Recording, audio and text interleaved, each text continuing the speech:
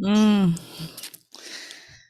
Hello, everyone. My name is Sunshine, and I have alcoholism. I remind myself that I have alcoholism. Sometimes I don't say I'm an alcoholic. I remind myself that I have a disease that is still quite active, and it is alcoholism. I want to start by first thanking you, Teresa, for asking me to participate in my own recovery by coming out and sharing my experience, strength, and hope tonight. And Ali, thank you both for the invitation to be here tonight. This is truly a gift. And, I've never done anything for 36 years in a row besides breathe in and out. Today is actually my sobriety date. I got sober on January the 10th, 1987. And I remember getting into a hospital program. Thank you, beloveds. I remember going and driving my car to a hospital program that I had been in prior because I had tried getting sober in the rooms of Alcoholics Anonymous, in hospital programs, trying to go to meetings. And I am definitely one of those people that needs additional support and additional help. And I remember feeling like a dog that had been hit by a car, that was having patches of hair missing. I remember feeling like I was just this lowly, good for nothing, just piece of crap. But there was something within me that wanted to live. And I knew that if I surrendered one more time, that something could possibly happen. And that is because I had been to meetings of Alcoholics Anonymous, and I had seen people come from the depths of death, of jails, institutions, and from, the streets. And I had hope. I had hope that maybe if I truly surrendered, that something could happen for me. Previous to my getting sober, this time I went to meetings. I had a lot of fun. I got in the cliques. If you're not in a clique, get in a clique. I know people say, "Oh, don't get in a clique." If you're not in a clique, get in a clique. Cliques will help you stay sober until you don't feel cliquish anymore and you can evolve and get out of it. But I got with groups of people, small groups of people, and we would do some shenanigans and go to Magic Mountain together, like Six Flags, and we would come home on a Saturday after a meeting and gather around somebody's house and get out the pots and pans and start drumming and playing, trying to play music and sing. And like, those were the simpler times. But, for me, in those times, I thought that I had to sound like you. I thought that I had to say what you said and do what you did in order to stay sober. I didn't know how to just be myself and be honest and say I need help or I don't understand. I became an AA parrot. And, it was more about trying to people please and manipulate and use people within the rooms to try to get something. And what I found was that because I was incapable of being honest with myself and then being able to be honest with you, I found that all that I could do was pick up again, because that dishonesty was keeping something between us. There was just something, some bumper, some object between us, and I could not be honest. And it cost me my sobriety. It cost me my time. I remember being the one that they would say, "Oh, okay, Sunshine, will you come up and read chapter 5?" And they'd have the book, at chapter 5, and I go, "Rarely have we seen a person fail who has thoroughly followed our path. Those who do not recover are people who cannot or will not completely give themselves to this simple program." And it was funny. It's funny now, but nobody said, "Sunshine, will you recite chapter 5?" They said, "Will you read chapter 5?" I couldn't even follow direction.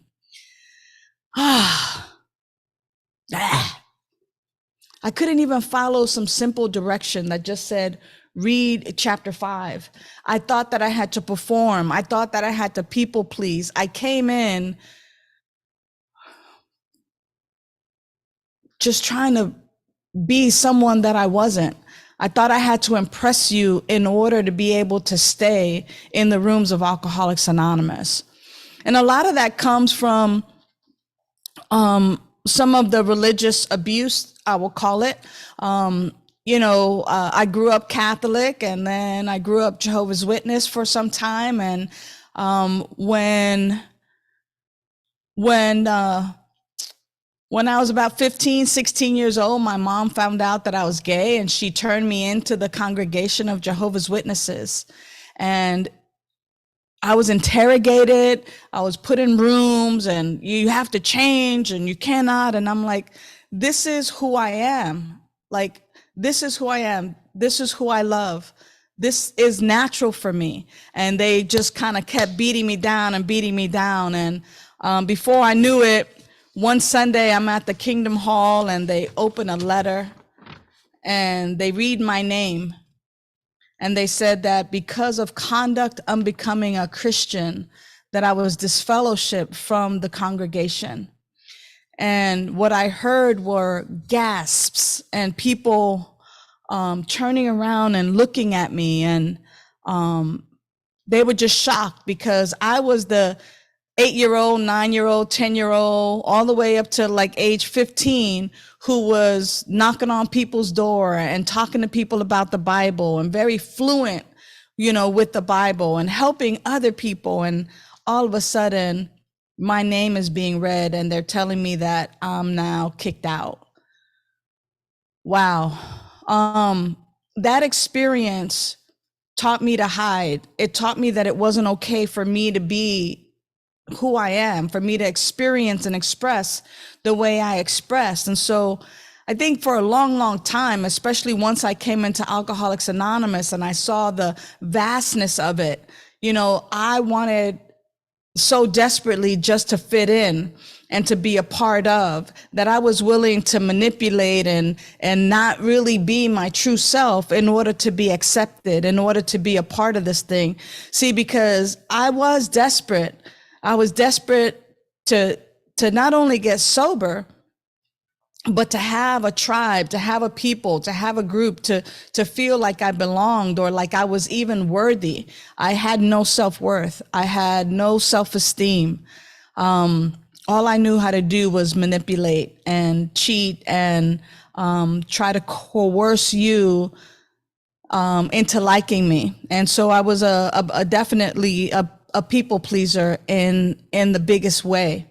But the last time, on January the 9th, 1987, I had hit a bottom so bad that I was willing to go to any lengths. And I remember, going to that hospital program and asking them to let me in, and parking my car in the parking lot. I didn't care how much it would cost by the time I got out 30 days later. But, I was willing. And at this stage of the game, I was willing to go to any lengths, because I heard that in the rooms. I didn't want to feel like I felt anymore. That stray dog that I was describing to you, it was either, take me out of my misery or teach me how to live. And there was something within me that still wanted to live. And in that effort of going there and surrendering, I had a sponsor. I called her. I said, hey, I'm here at this program. And she said, good, stay there. And when you get out of there, I want you to go to a recovery home. And even then, I was willing. If she would have said, we have 2 pails of horse manure and we want you to carry them around the block 30 times, it's going to help to keep you sober, I was going to knock you down and you down and you down, Melanie, to get that horse manure so that I can stay sober, because I was willing now to go to any lengths. As a matter of fact, my sponsor asked me 2 questions. She said, are you tired? And I said, yes. And she said, are you willing to go to any lengths for your sobriety? And I said, yes. And so I embarked upon a path, and upon a course of action that have absolutely revolutionized my life, that has transformed my life. Like my cousin Teresa said in her introduction, thank you, Teresa, for that introduction.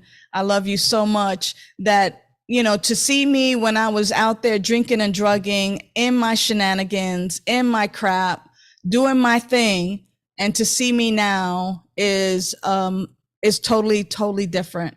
And I owe my life to Alcoholics Anonymous. And that's why no matter what, when I am asked to speak, when I am asked to share, I make every effort to say yes and to be there and to be accountable, because Alcoholics Anonymous has saved my life. It's interesting that these steps are in an order, and I think that it's so divinely guided that you know, in the beginning with, you know, the first few steps, it's really about admitting. And I like the principle of honesty. That one principle of honesty is something that I'm practicing more and more today, even more. And I want to talk about that, especially as it relates to step 11. But before I get there, you know, step 11 says, you know, that we sought through prayer and meditation to improve our conscious contact with God. So before I get to step 11, it comes to reason that I must first have a conscious contact with God. That's why I am, you know, through prayer and meditation, seeking to improve that conscious contact. Right. So I have to have it. And it comes it comes really in steps 2 and 3, where I recognize that, and I admit, you know what? My life is unmanageable. What has really transpired here is not only do I have this dis-ease of the mind, body, and spirit, but I have lost my conscious contact with a higher power. And I get to admit that as well, is that I have been disconnected. And so in steps 2 and 3, it's really about, you know, coming to recognize this power, this presence, this life force, this energetic, this God consciousness, this higher power, whatever it is that we call it. It's not only about coming to recognize that there is a power greater than ourselves that exists in the world, but it is also that I can use it and that it can use me as I allow it to use me. And what happens in that, when I turn my will and my life over, really what I'm only doing and only saying is, you know what? I need guidance. And so for me, for a long, long time, just kind of like the GPS that we have on our cell phones, that has been higher power. I see higher power in that GPS. Like, here's where I want to go. Let me shut up and take directions. Let me shut up and follow the directions. It says turn left. Let me turn left. It says go for 21 miles. Let me go for 21 miles. If it says exit on exit 71, I exit on exit 71. Like, we look really stupid arguing back with the GPS after we've entered where we want to go, and we talking to the lady in the box and be like, no, I'm going to go this way. And all Spirit says is rerouting. Okay, if you're going to go that way, fine. It's going to add 5 more minutes, 10 more minutes. But guess what? If that's the way you choose to go, I'm going to reroute. I'll help you still get there if you still want to get there. And for me, that is, you know, that is the higher power that I like to relate to in that way, that even though I might make some screwed up decisions, or even though I might change my mind, or even though I may want to now go in a whole different direction, Spirit, life, essence says to me, okay, sunshine, rerouting. And that it provides the directions to still get to that place that I want to go, even though I have not followed those internal, you know, directions. And for me, that's how God works for me. That's this higher power. And so my direction, which is, you know, that I'm seeking through prayer and meditation to improve this conscious contact, you know, it comes at a cost. And the cost comes, the cost of that is ego. I get to release ego, Because see, I want to take all the credit. I did this, I did that, yada, yada, yada. And what it cost me is ego, the deflation of ego. What it costs me is time. What it costs me sometimes is a strain on relationships, but in actuality, it's not a cost at all. Because when I dedicate my time to my prayer and meditation, that's where that quote comes from on page 88. We become much more efficient. You see, when I allow myself to be guided by this indwelling power and presence, you know, on page 55 of the Big Book of Alcoholics Anonymous, Bill Wilson says, you know, the great reality, capital G, capital R, can be found within. He also says that deep down within every man, woman, and child is the fundamental idea of God, but it is covered, it's covered up. And so we don't have to go to the mountaintops. And I like that, not only in our big book, but also in our 12 and 12, how this is the place where Bill Wilson kind of says, hey, guess what, y'all? I don't know everything about spirituality, about God, about prayer and meditation.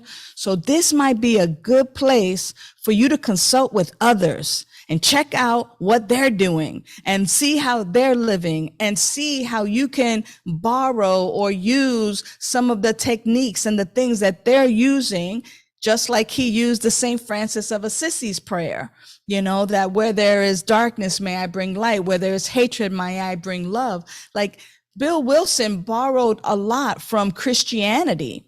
And even though Alcoholics Anonymous is not a Christian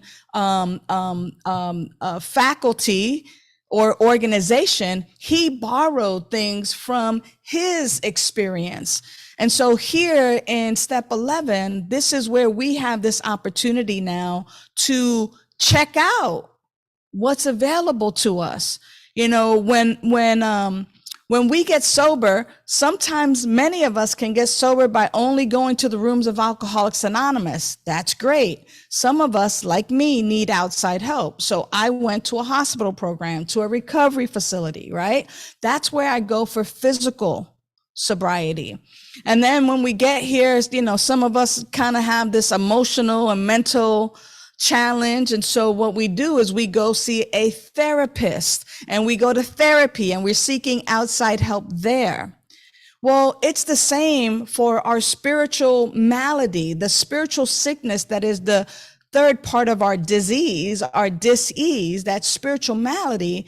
Sometimes we have to go outside of Alcoholics Anonymous to seek out those spiritual practices and tools like prayer, like meditation, like, you know, devotions and journaling and tithing and being in spiritual community.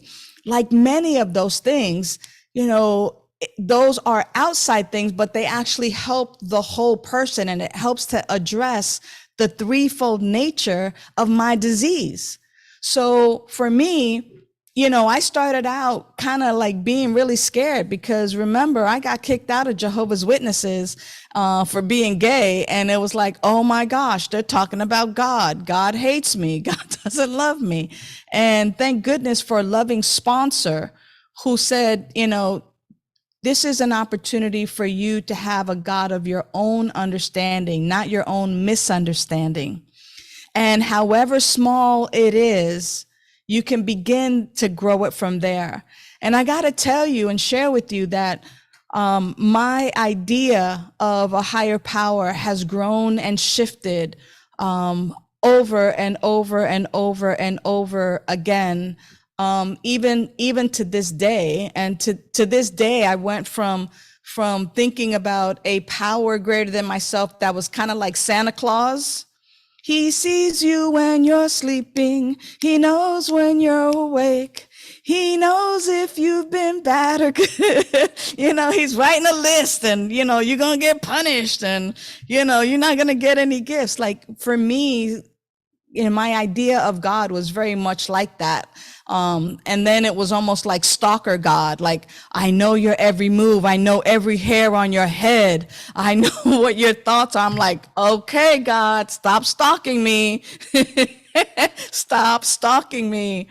just let me be. Is there anywhere I can be? And, I say that jokingly, but it is very, very true. When we grow up with ideas about a higher power that is very, very strict, or that is made in humans likeness, with the characteristics of jealousy and things of that nature. So it's like, wait a minute, God made us in its image. And then we've been returning the favor. We've been making God in our image, with the jealousy and you have to do this, and the controlling and all of that. As I've grown, my idea of a higher power, of life, of God has shifted and changed. And it's changed through using prayer and meditation. And, the last meditation that I really, really had a definite spiritual awakening was a meditation that I'll share with you. I'll just, verbally share it with you, but I'll share it with anybody who wants it. It's this idea, just like the big book says, that the great reality is found within, that deep down within every man, woman, and child is the fundamental idea of God. And where I got totally messed up and screwed up was, I got sober. I started getting a car and started, getting apartments and started traveling and doing things. And, when we get sober, and life starts getting good, we think we did that. And this is life is the ish, and it's yeah, money, property, prestige, even though automatically, we're already told about beware of money, property, and prestige, right? And it's all about climbing the ladder and doing things and being all of this. And yeah, AA is good because look at my whatever car you drive. What happened for me was I thought that who I was my job, was my sobriety, was my house, was the car I drive, were the people that I started hanging out with. Oh, I got X amount of years. How much do you have? Or who my sponsor is, or who my tribe is, and who sponsors who, and how many people I sponsor. It's crazy. Sometimes we get caught up in the mob mentality as if that is real. And I had the opportunity of sitting through a meditation where in this meditation, it was very guided. And it was simply this. It was kind of like that set aside prayer. Let me set aside what I think I know about this book, about you, God. Let me set all of that aside. So in this meditation, I had to set aside my name, first name, last name, any names I was called. I had to set aside all of my social identities. So my name, my age, my experiences, my future ambitions. I had to set aside my degrees, how much money I made, where I was born, who my family is, and set that aside like I'm emptying out a house. And as I begin to empty out and set aside all these things that I thought I was, my age, my race, my gender, my attraction, my sexual orientation, as I emptied out of all of that, there was something left. And that something that was left is pure spirit, is pure life. That part of me that had never been hurt, harmed, touched, that part of me that was pure life, that part that animates this body, that life force that animates me. See, I had been confused and I thought that who I was my intellect, my master's degree, everything like that, and then my social identities.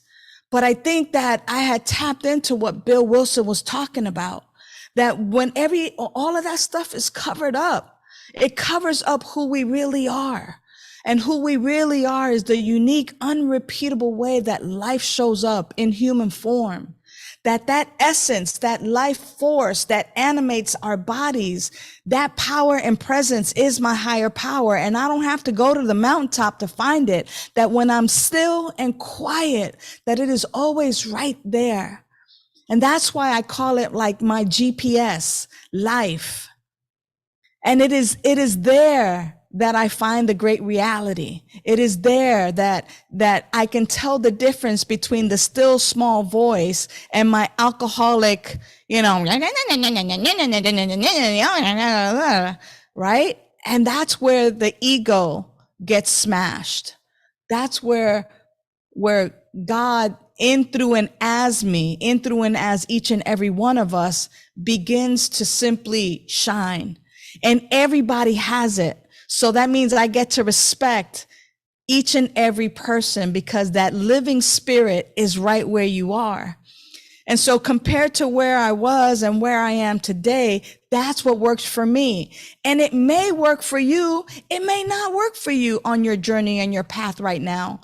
What I get to do when I take people through the steps is I get to help people discover for themselves their higher power. Because it could be he, she, Baha'u'llah, Jehovah. It could be Jesus. It could even be the doorknob, which I don't like because everybody touches that doorknob. But it's my job as someone in AA to help someone find their higher power.